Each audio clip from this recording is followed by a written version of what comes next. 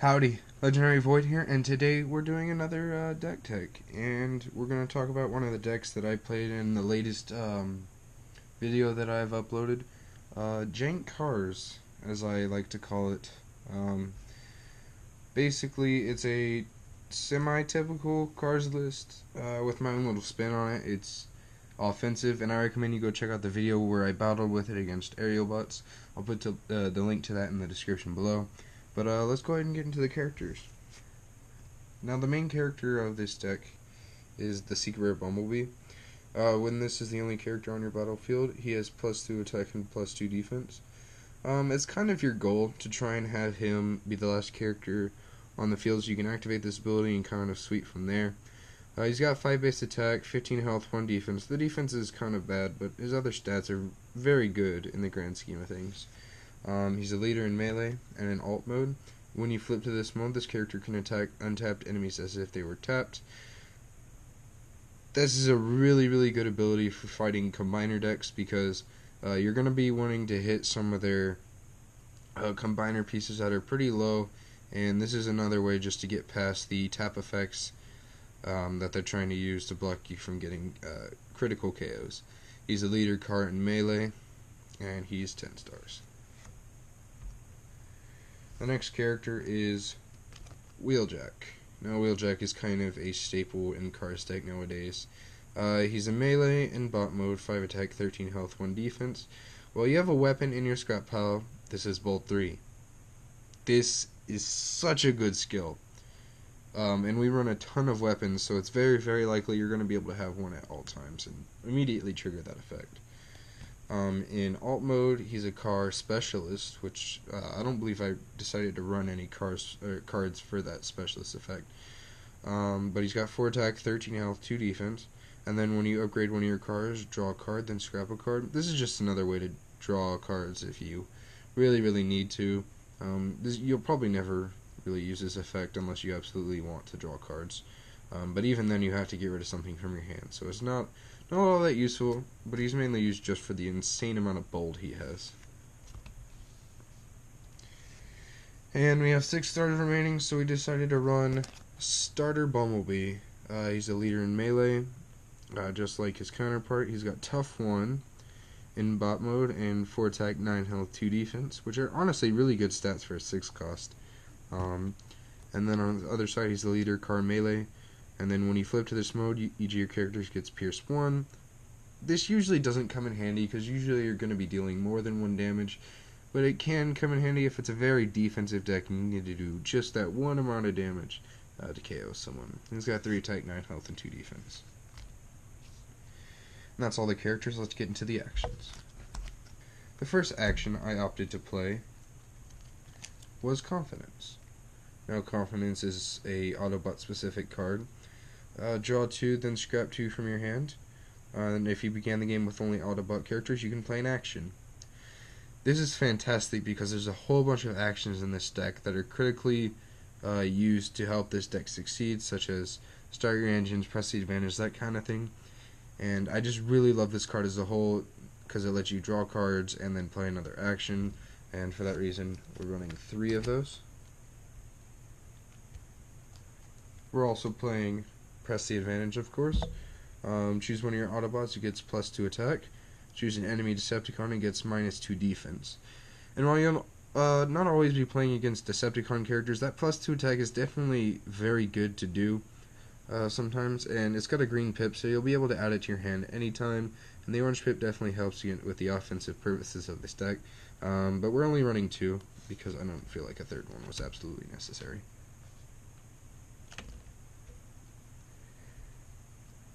We are also playing Supercharge. This is kind of a staple in orange decks if you really want to do huge amounts of damage. It's literally Wheeljack's effect in an action. One of your characters gets Bolt 3. Play it on Wheeljack, you have Bolt 6. It gets insane sometimes because you're doing ridiculous amounts of damage, and I just love this card as a whole, so we're running 3 of them. We're also running Ramming Speed, scrap an enemy upgrade, orange pip. This is mainly used to get rid of your opponent's armors like force fields, bashing shields, blast shields, that kind of thing. And also to help get rid of opponents' weapons if they're damaging you too much, like a scoundrel blaster, that kind of thing.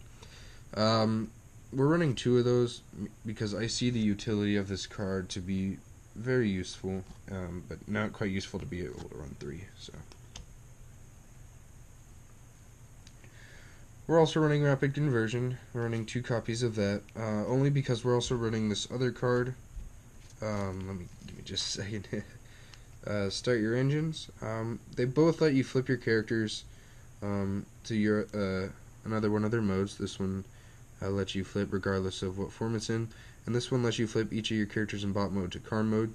And while this one doesn't really have an effect other than you flip, this one lets you untap one of your cards, which I found to be really useful despite its blue pip.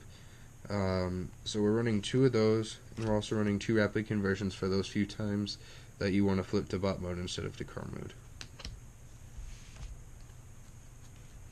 We're also running 1 copy of Treasure Hunt. This is just another way for you to get upgrades into your hand. It says scrap the top 4 cards of your deck, put all upgrades scrap this way into your hand.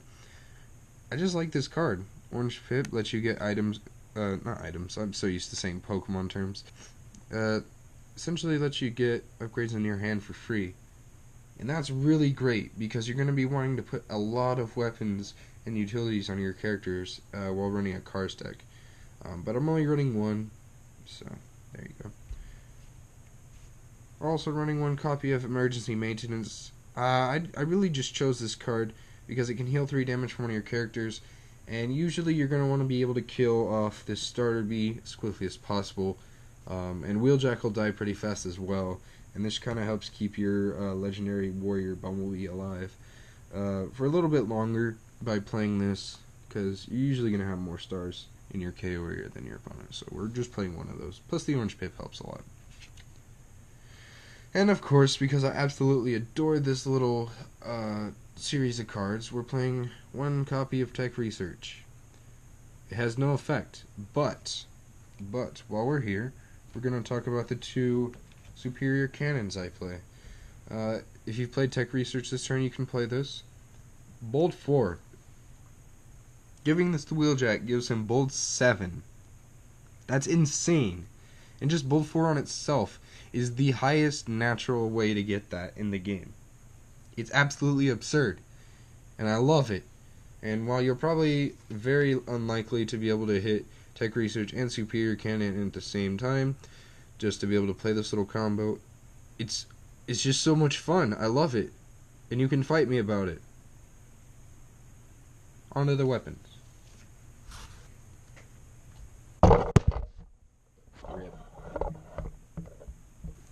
First weapon I opted to play was 1 copy of Noble Blaster.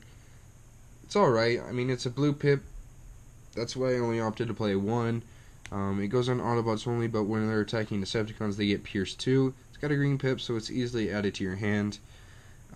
Gives them +2 attack as well. I don't know if I mentioned that. But I like this card a lot, but it's got a blue pip, so I'm only running 1 of these. And there it is. We're also running 2 copies of Power Punch. Gives the character Bolt 3. I guess you're seeing a theme here with Bolt 3. And then after the character attacks, this card gets scrapped. I like this card a lot because it adds a whole bunch more bold to your initial bold that you're getting on Wheeljack. They can put it on Bumblebee, either one of them.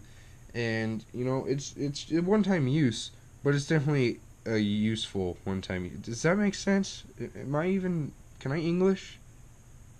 But yeah, I'm running 2 of those.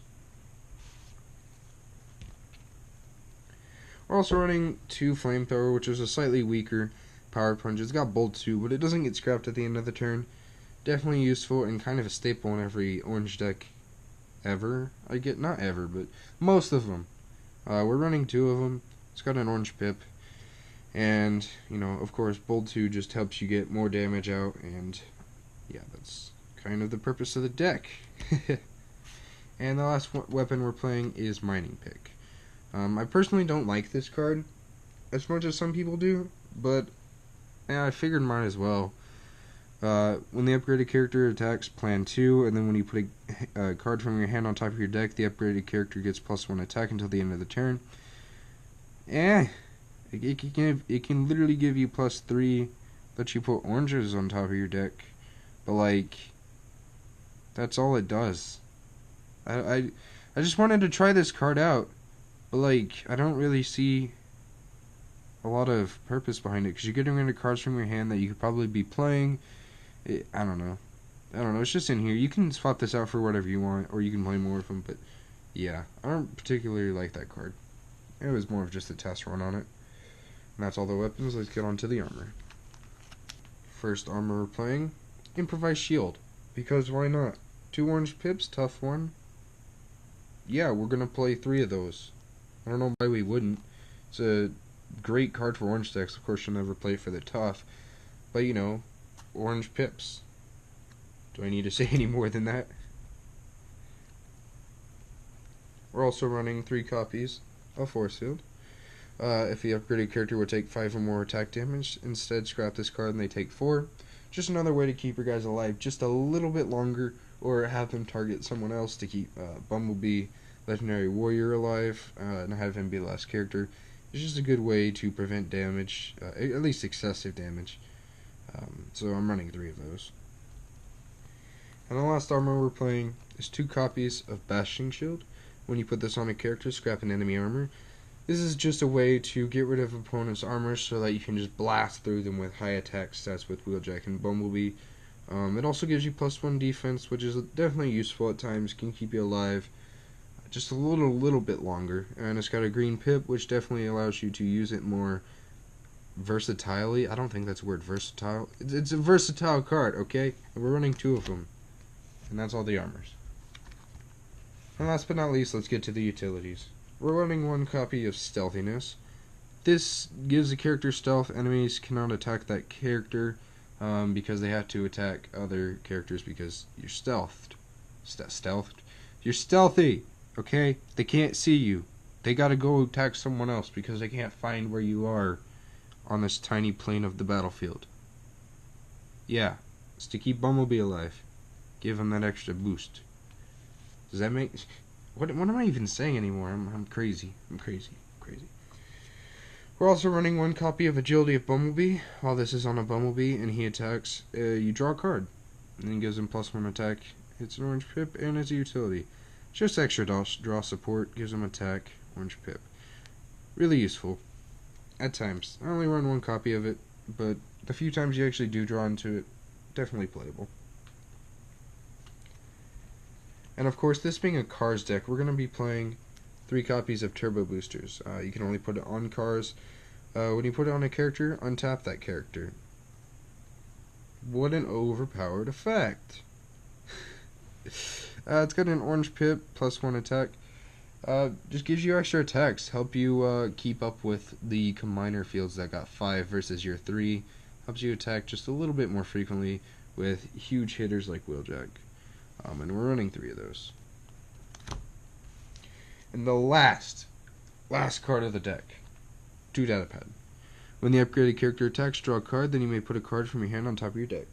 This is just a good way to be able to put cards from your hand, like the annoying Improvised Shields, out of your hand and on top of your deck where they can be dealing more extra damage. And even if you don't want to put anything on top, it's just a free card whenever you're attacking. Yeah, and we're running 2 of those. What did you guys think of this deck? I know it's not exactly the best thing in the world, but I'd like to know your thoughts on it and how I can improve. And if you like this video, don't forget to whack that like and subscribe button. And have a phenomenal day. Peace.